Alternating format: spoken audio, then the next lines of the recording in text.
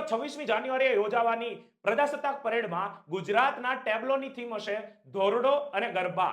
કચ્છનું ધોરડો કે જે UNWTO દ્વારા એને બેસ્ટ ટુરિઝમ વિલેજનો એવોર્ડ આપવામાં આવ્યો છે. ગુજરાતનું આ પ્રથમ અને ભારતનું માત્ર બીજું વિલેજ છે.